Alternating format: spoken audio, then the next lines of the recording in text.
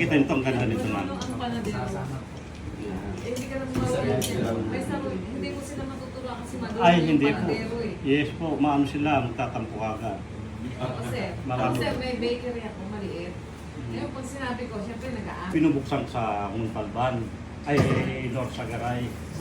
Last week lang, ang bayad ng may-ari, pinagkatiwala sa panadero hindi niya kilala. Kasi sila mag-asawa, nasa Japan, radio announcer. Pinagkatiwala yung bake shop, isa lang, wala doon nakakarting na benta sa kanila. Ang masaklap pa nun, ninakaw yung mga gamit. Oh. Saklap mga so, di naman siguro ayaw yung may-ari ng ano. Kaya pina-order ko ulit siya ng equipment, ako rin yung nahawak.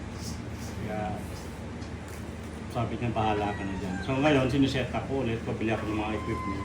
Sabi ko, ngayon lang ako nakarinig niya, yung iba umalis na yung utang, pero ito, buong gamit. Nagtayo siya ng sarili bakery. Sabi ko, kayo man yun, di rin yun nakasit. So galing sa nakaw eh.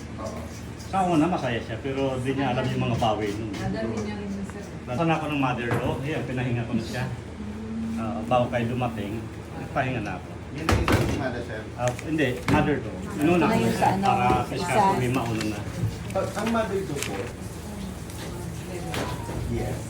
1 kilo kasi, hirap iikot eh. So, dala ko doon. Ano po yun siya? Yung nilagay niyo? Mami ko na po yung bread flour natin, ni-review natin. Yung mother-in-law. Bali, ano nakalagay dyan? 1 kilo bread. Bread flour, 1 kilo.